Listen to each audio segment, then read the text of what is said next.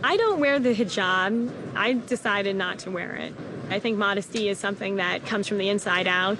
It's not just about one scarf, one piece of cloth. That doesn't make you a good Muslim. To read it literally, the Quran requires modesty of both women and men. But the specific choice of covering, from the total concealment of the Afghan burqa to the slightly more revealing chador of Iran, reflect cultural preferences, not the edicts of Allah. Islam was never meant to be a religion that oppresses women. It's just turned out that way because of the way it's manipulated by people who are really expressing their own culture that's patriarchal and tribal and is a reflection of what the society was like before Islam came to the world. Yet, by the end of the 18th century, no veil could protect Islam from the intrusion of the West.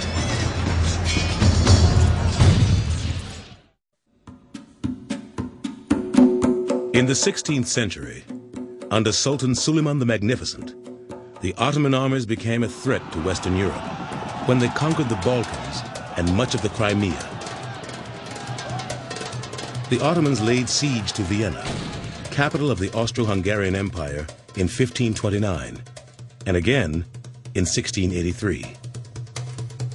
But this was the farthest into Europe that the Islamic Empire would ever reach.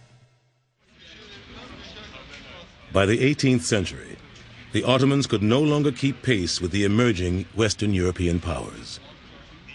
The question of why that change took place is one that is embedded, I think, in the broader developments of world history. That the real difference in the 18th century is the coming of the Industrial Revolution. The Ottomans' once brilliant bureaucracy became bloated and corrupt. Their powerful sultans reduced to political weaklings. The great Ottoman Empire was beginning to crumble. In the early summer of 1798, a fearless young French general named Napoleon Bonaparte and his invasion force stepped ashore at Alexandria on the Mediterranean coast of Egypt. A few weeks later, in the Battle of the Pyramids, Napoleon easily defeated a larger Egyptian army and captured the city of Cairo. Over the next century, France and England took advantage of weakening governments throughout the Middle East. Various areas were taken at different times, but on the whole, each conquest shared some characteristics with all the other ones, and that was that the Europeans had a definite idea of ethnic superiority, which made an absolute line between them and the conquered people. And that line was all the more clear with the Muslims because the Muslims were different in religion as well.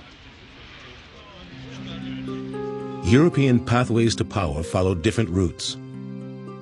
European financiers provided funds to Egypt for the construction of the Suez Canal, which began in 1859. However, the massive debts incurred by Egypt in its struggle for modernization ultimately led to Britain taking over the canal and the country. By 1882, the British simply occupied Egypt and made sure that nothing that would undermine British security or British access through the Suez Canal. Meanwhile, France concentrated on Algeria, intent on making it the breadbasket of Europe. The lands of the people were all confiscated. The Arabic language and the religion of Islam were discouraged by the French, so that was a more vicious type of colonialism. But it was World War I that caused many Islamic nations to come under direct foreign rule. In 1914, the crumbling Ottoman Empire allied itself with the Central Powers of Germany, Austria, and Hungary. Upon their defeat in 1918, the remaining Ottoman territories became spoils of war, to be divided up among the winners. Britain obtained control of Egypt, Palestine, and Arabia.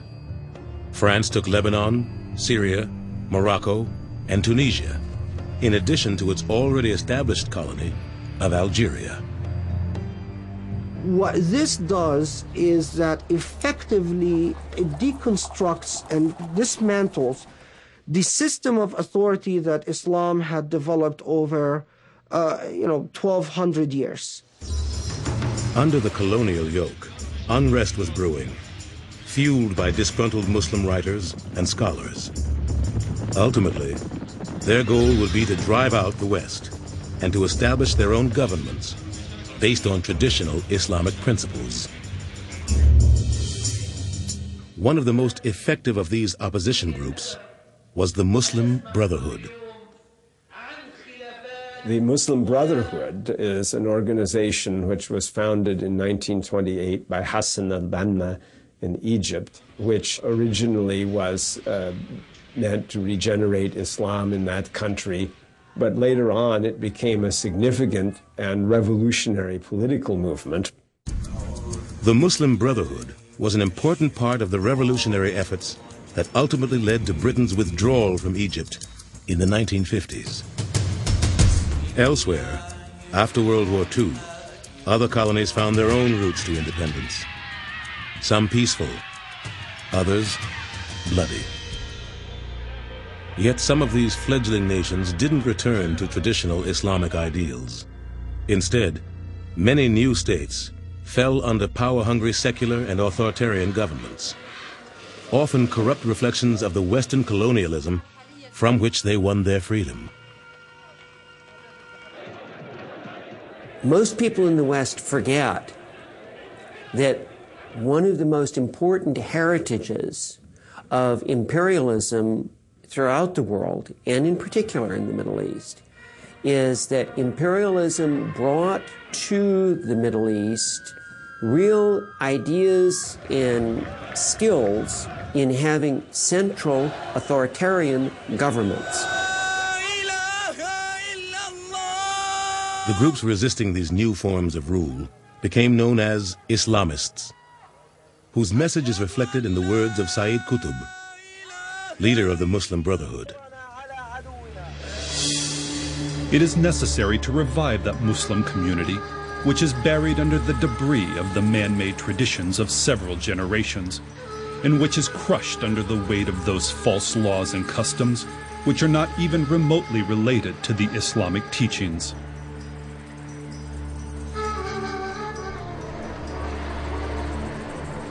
While modern Islam was struggling to redefine itself, its diverse societies were evolving into different forms, from the progressive to the puritanical. One particularly influential and puritanical Islamic movement has become well known to the West in recent years: Wahhabism, which has its roots in the 18th century. In the middle of the Arabian Peninsula in the 18th century, there was a very strict teacher that emerged. His name was Muhammad ibn Abdul Wahhab. Muhammad ibn Abdul Wahhab achieved a fanatical following among the Bedouin tribes of Arabia by preaching an ascetic, puritanical form of Islam.